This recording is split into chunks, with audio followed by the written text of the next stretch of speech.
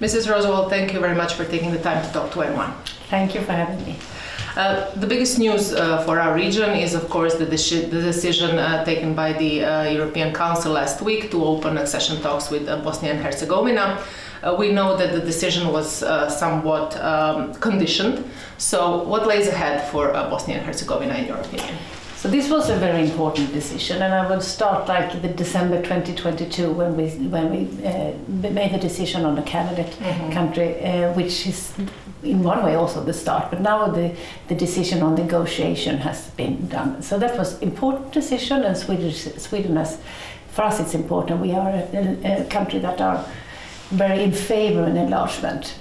So the decision is now made from the European Union, and now it's in the hands also in the candidate countries, and this time Bosnia and Herzegovina, to make the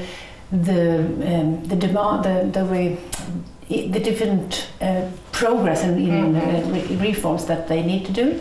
And there Sweden is a strong supporter, both bilaterally but also through EU, on what different reforms that we can help and support. But my message to Bosnia and Herzegovina yesterday was that keep up the hard work, because it's important that they do the work and we can support it. So it's a lot of things to do, of course, but this was an important and historical step forward.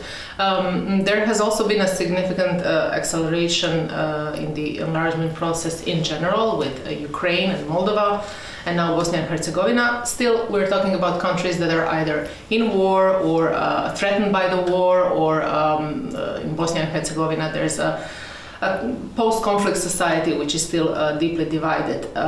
In your opinion, when will these countries be ready for full membership? We have this example of Turkey, which started negotiations on the same day as Croatia did. I cannot give you a date because there is no fixed date. I think it's important that this process is merit-based, so it probably differ from country to country. But I think that your point is very important, that Ukraine, the Russian aggression against Ukraine, has emphasized the importance of enlargement because it's about our security and stability in our continent. So that is why we have to be a strong supporter of enlargement, and that's also why the decision is made now. But I cannot give you a date. It will probably take some time because we know they need to be reforms, and some of these will take time. But still, the decision is very important to make them now, and that we can make the cooperation stronger also during the accession process. The accession process. Sweden finally joined NATO after 2 years of negotiating and centuries of neutrality. Firstly, I would like to ask you, what was the sentiment among the people, among the Swedish citizens? Was that a form of relief? Do you feel more secure in Sweden now when you're a member of NATO? Yes, we do, and that was also the reason why the Swedish people also swiftly changed because this is, of course, for us a really historical decision. We have been non-alignment for 200 years in neutral non-alignment, so the feeling was, I would say, both after the Russian aggression against Ukraine, when we did the applyment to NATO and in close cooperation with Finland. But now when we finally are a member, of course we feel that is an important step for us, both for us and our security, but also, and I think this is also important, and I know this from my meetings today in Croatia, that it's also making NATO more secure and stronger. And when you look back at the process of negotiations that went on with Turkey and Hungary, as a Minister for Europe, I'm sure you were also in some part directly involved. Has anything changed in the relationship between Sweden and these countries? These were not easy negotiations. No, but no, it hasn't, because we have from like a Minister of EU Affairs. It's different. We are a member. I have good cooperation with my colleague in the Council from Hungary, and that was also before and after, and the union is working very good. So I don't see that it has changed the relations. They are both important countries to both the union and to Sweden. Then it's very important that we have good relations. For me, it hasn't changed anything, and we are close cooperators within the European Union. And on the Swedish point of view, when it comes to Hungary and the rule of law and all the issues that are on the table, I mean, you keep the same position as you were before. Absolutely, and we don't think like on everything, and that was also before and also afterwards. So for Sweden, the rule of law issues and democracy and media freedom is important and has been always and will be. And that is also a very important question when it comes to new candidate countries that we emphasize in different layers. When we talk about Ukraine, from the military point of view and from the view of all the support that is coming from the European Union, do you see Ukraine winning this war, or we are in for a long period, maybe a decade of status quo? Ukraine must win this war. It's important for them, but it's also important for our security.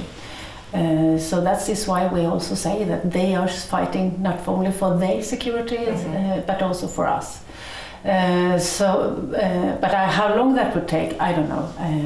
But that is also the importance for EU to also keep up the strong support, both economically, militarily, and humanitarian, political.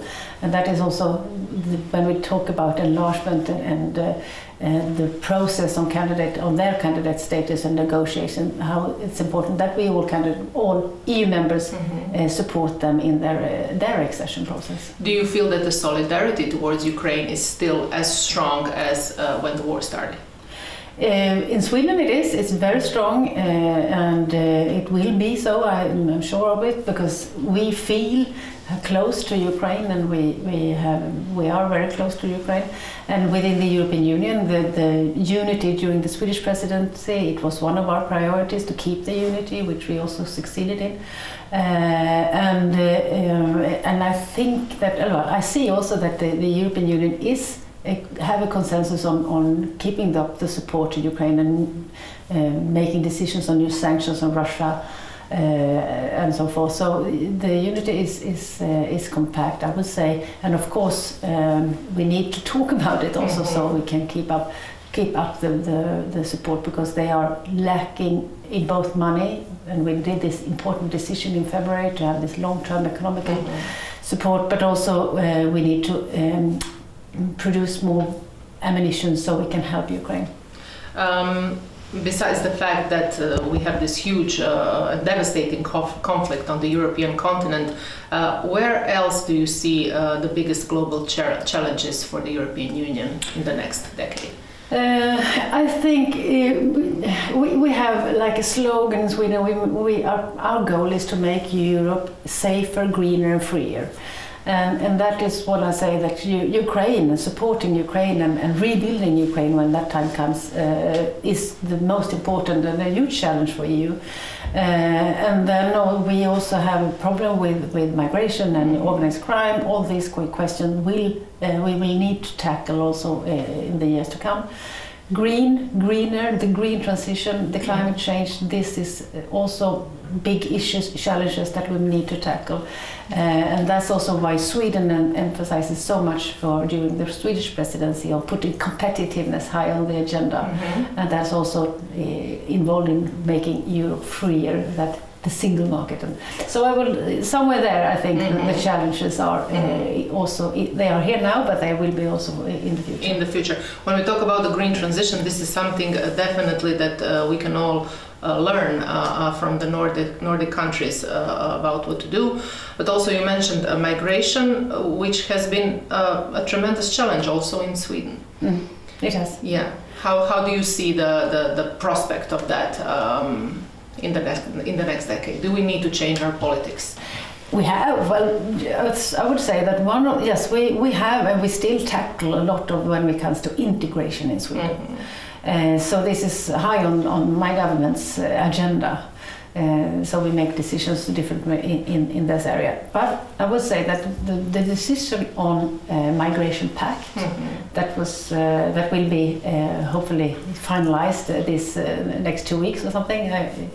Anyway, this was an important decision by the Council and then the European Parliament, because we have argued with member states for a long time within this, but we need this migration pact, and now we have to implement it, because that will probably, hopefully also have that we have the better control on our borders. The return rate will be better. We also have to be more focused on working with third countries. But that would probably not be enough. We need also other instruments. But at the moment, I would say to implement the pact is one of the biggest issues for all countries in the European Union. And I'm sure we can agree that migration will also be a huge subject in the upcoming European elections. Some will try to use it in a constructive way, but also we are aware that some forces within the EU will try to use it as a disintegration element. How do you see the campaign going up ahead the elections in June? And what do you expect in terms of turnout in Sweden and in general? Sometimes we know from history that European Parliament elections tend to be national campaigns, and that I think that no European political or no Minister of European Affairs I think we should focus on EU affair questions. And actually I think that this election maybe also do that, because security in Ukraine is on. We have it. This is on the agenda for every people, all of us. So I think that this will focus, and I also hope that it will focus on other big issues that we just discussed, like climate change, things that we cannot solve within our own nations. We need to have a cooperation. European approach. Exactly. So that would be my goal, and that's also why I travel around in Sweden very much to talk about European policies. The turnout in Sweden is 55%. It's too low. We have much higher when it comes to regular elections, so to speak. I don't like to call it regular, because I think the European Parliament election is as regular as everybody else. So I wish it will be higher. And as a EU minister, I try to, as I said, travel a lot, speak a lot with young people on these important questions, and try to get the turnout higher. Especially when it comes to young people, it's on everyone's mind on how do we translate to them why it is important to vote for the European Parliament, and why it is important that we hear their voices in the European Union. Do you think that we're winning this battle, that we will have a better result on these elections when it comes to young people? I don't have the answers. You have to ask me 10th of June. But I will surely do what I can do, because I think that young people, well, everybody of course, see that the problems that we have are in front of us is things that we need to have a European Union solution, or maybe global solutions. But that's why it's so important to go and vote in the European Parliament election, because European Parliament is one of the legislator on these issues. So I hope so, and I will do what I can to get the turnout higher. Thank you very much for doing this interview. Thank you.